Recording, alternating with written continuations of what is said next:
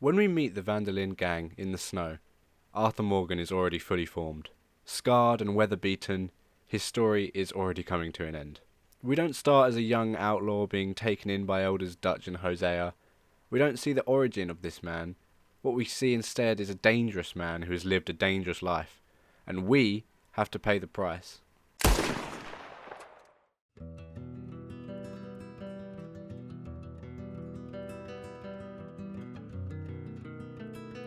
With America transitioning into more of a lawful civilization, the gang are forced to abandon the West, to run and hide away from their bad decisions in a future that doesn't actually want them. As each corner of the country is being swallowed by the law, Arthur is forced to confront the one thing that he has run away from his entire life, himself. As Arthur's world begins to fall apart, something happens, clarity. And it doesn't arrive all at once, but in fragments. The fear in Abigail's eyes, the disappointment in Hosea's voice, and most of all, the realization that Dutch, his father figure, is not the man he once thought he was. He begins to see the consequences of every choice he's made, not in classic cowboy stories like the ones told on the cigarette cards, but in wounds, and scars, and loss. Then the sickness hits. And tuberculosis isn't just a plot twist, but more of a sign that Arthur's past is catching up to him. The life he's spent killing, stealing and lying is finally taking something from him. His time, his strength and his future. So, tuberculosis isn't just an illness to Arthur, it's more of an awakening for him. And for the first time he stops running. With death awaiting him, he finally sees what truly matters and knows what he has to do. The gang is no longer a family, loyalty is way out of the window. The man that Arthur has been for decades is not the man he wants to die as. So, he makes a choice. To spend what little he has left trying desperately to do something good.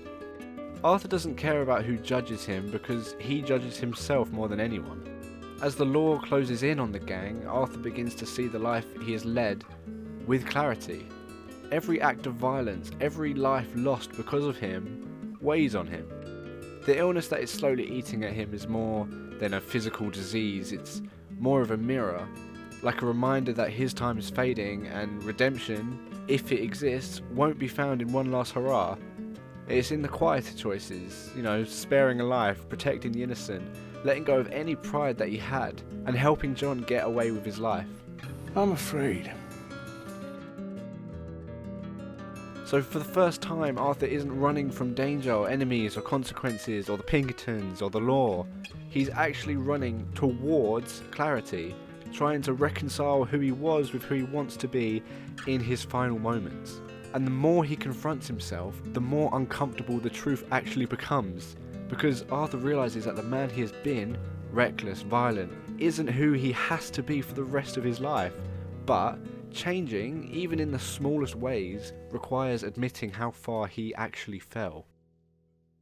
In that recognition lies the heart of Red Dead Redemption 2. It's not a story about surviving the law, it's a story about surviving the weight of the life that you've already lived. And in that, we have time to reflect, and we can ask the big question, are we all Arthur? Arthur Morgan's story lingers because it cannot be restricted to a piece of media, and the longer we are with Arthur, the harder it becomes to keep a comfortable distance. His doubts become familiar, his regrets make you think about your own. Like Arthur, many of us build our lives around ideas that once kept us safe. Routine, loyalty, things like that. We stay where we are because leaving feels worse than enduring. We tell ourselves as humans that staying the course will eventually justify any damage done along the way.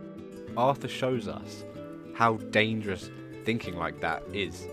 He follows Dutch long after the dream has rotted. He protects a family that is actively destroying itself, and it isn't until the consequences are unavoidable that he finally allows himself to question the life he's defended for so long.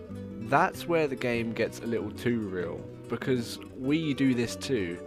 We cling to people who no longer deserve our loyalty. We remain in systems that harm us because they once gave us a purpose. We delay change, convincing ourselves that there will be more time and when clarity finally arrives, it's way too late. Arthur isn't meaningful because he changes the world or anything. He becomes meaningful because he changes himself, painfully. But that gets no applause. He forces us to confront a truth. Growth rarely looks heroic. More often, it looks like admitting you were wrong, and for much longer than you're comfortable admitting. So when we ask, are we all Arthur, what we're really asking is this. How long do we need to wait before we face ourselves? And what will it cost by the time that we do? Arthur Morgan doesn't get to fix the world that he broke. He doesn't get forgiveness from all the people he hurt. He doesn't even get to live long enough to see if his final choices mattered in the long run. What he gets is something a lot smaller, yet somehow more meaningful, and that is clarity. In his final few hours, Arthur stops pretending. He stops believing Dutch's lies. He stops chasing this future that was never meant for him. And in doing so, he becomes something rare in stories about outlaws.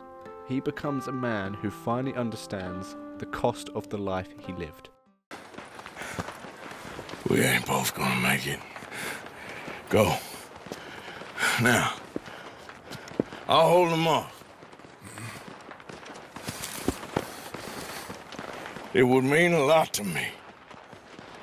Please. There ain't no more time for talk. Go. Arthur! Go to your family. Arthur! Get the hell out of here and be a goddamn man. You're my brother. I know. I know. Arthur's redemption is quiet, and it's found in letting John go, in protecting people that he'll never see again, in choosing kindness, not only because it will save him, because it's the only honest thing left to do. He dies not as a legend, but as a man who finally saw himself clearly, and maybe that's why Arthur stays with us, because his story isn't about becoming good, it's about becoming honest, about recognizing your failures without excusing them, about choosing to do one last thing right even though it won't undo the wrongs that came before. So no, Arthur doesn't escape his past, he faces it, and when he looks out at the sunrise, gasping for breath, watching a world he won't live to be a part of, there is no triumph, there's just peace. Red Dead Redemption 2 doesn't tell us that redemption is guaranteed. If anything, it tells us redemption often comes way too late. But it also tells us something a lot harder, yet more hopeful. It tells us that even at the end, we are still responsible for who we choose to be. And if that feels heavy, that's because it is. Because Arthur isn't just a character that we played as, he's a reminder that it's never too late to see yourself clearly. And that's why Arthur's story lingers long after the credits fade, long after the world moves on.